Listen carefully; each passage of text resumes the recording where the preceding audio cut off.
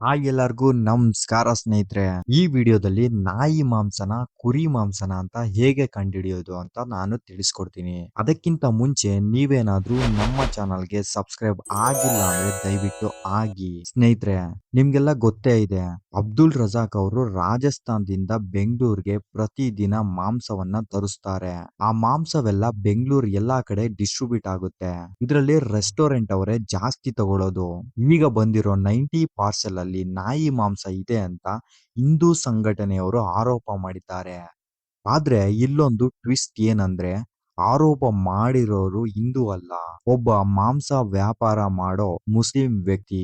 ಆತನ ಹೆಸರು ರಿಜ್ವಾನ್ ಕುರೇಶ್. ಈ ವ್ಯಕ್ತಿ ಹೇಳ್ತಿರೋ ಪ್ರಕಾರ, ನಾವು ಹೋಲ್ಸೇಲ್ ಆಗಿ ತಗೊಂಡ್ರೆ ಇಷ್ಟೊಂದು ಕಡಿಮೆಗೆ ಸಿಗೋದಿಲ್ಲ, ಲಾಸ್ಟ್ 650 ರೂಪಾಯಿ, ಆದ್ರೆ ಇವರು 550ಗೆ ಹೇಗೆ ಕೊಡ್ತಾರೆ ಅಂತ ನನ್ಗೆ ಸಂದೇಹ ಬಂತು. ಈ ಮಾಂಸ ಎಲ್ಲಿ ಬರ್ತಿದೆ ಅಂತ ಹುಡುಕ್ತಾ ಹೋದಾಗ ನಮ್ಗೆ ಇದು ನಾಯಿ ಮಾಂಸ ಅಂತ ಗೊತ್ತಾಗಿದೆ ಅಂತ ಹೇಳಿದ್ದಾರೆ. ನಾವು ಫುಡ್ ಸೇಫ್ಟಿ ಅವರು ಏನೇ ಕ್ರಮ ತಗೋತಾರೆ ಅದನ್ನ ನೋಡ್ಬೇಕಾಗಿದೆ. ಇವಾಗ ವಿಷಯಕ್ಕೆ ಬರೋಣ. ಮಟನ್ ಮತ್ತು ನಾಯಿ ಮಾಂಸ ನೋಡೋದಕ್ಕೆ ಒಂದೇ ತರ ಇರುತ್ತೆ. ಇದನ್ನ ಡಿಫ್ರೆನ್ಶಿಯೇಟ್ ಮಾಡೋದು ಬಹಳ ಕಷ್ಟ. ಆದ್ರೆ ನಾನು ಹೇಳುವ ಅಂಶಗಳು ನಿಮಗೆ ಗುರುತಿಸಲು ಸಹಾಯ ಮಾಡುತ್ತದೆ. ಮೊದಲನೆಯದು, ನಾಯಿಯ ಮಾಂಸಕ್ಕೆ ಹೋಲಿಸಿದರೆ ಮಟನ್ ಮಾಂಸ ಬಹಳ ಕೆಂಪಾಗಿರುತ್ತದೆ. ಎರಡನೆಯದು, ನಾಯಿ ಮಾಂಸವು ಕಟುವಾದ ಮತ್ತು ಅಹಿತಕರ ವಾಸನೆ ಹೊಂದಿರುತ್ತದೆ, ಆದರೆ ಕುರಿ ಮಾಂಸವು ವಾಸನೆ ತೆಗೆದುಕೊಳ್ಳಲು ಬಹಳ ಪರಿಮಳವಾಗಿರುತ್ತದೆ. ಮೂರನೆಯದು, ನಾಯಿಯ ಮಾಂಸವು ಬಹಳ ಮೃದುವಾಗಿರುತ್ತದೆ, ಕುರಿ ಮಾಂಸವು ಬಹಳ ಗಟ್ಟಿಯಾಗಿರುತ್ತದೆ, ಅದು ನೋಡುವುದಕ್ಕೂ ಮತ್ತು ತಿನ್ನುವುದಕ್ಕೂ ಸಹ.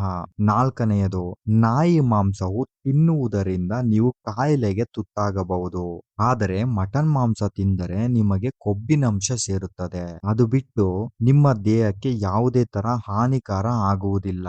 ಐದನೆಯದು, ನೀವು ಮಾಂಸವನ್ನು ತೆಗೆದುಕೊಳ್ಳಬೇಕಾದರೆ ಅಲ್ಲೇ ನಿಂತು ಕಟ್ ಮಾಡಿಸಿ, ಪ್ಯಾಕ್ ಮಾಡಿಸಿ ಮತ್ತು ಆ ಪ್ರಾಣಿಯ ಬಾಲವನ್ನು ಸೂಕ್ಷ್ಮವಾಗಿ ಗಮನಿಸಿ. ನಿಮ್ಮ ಆರೋಗ್ಯ ಮತ್ತು ಯೋಗಕ್ಷೇಮವೇ ನಮಗೆ ಮುಖ್ಯ.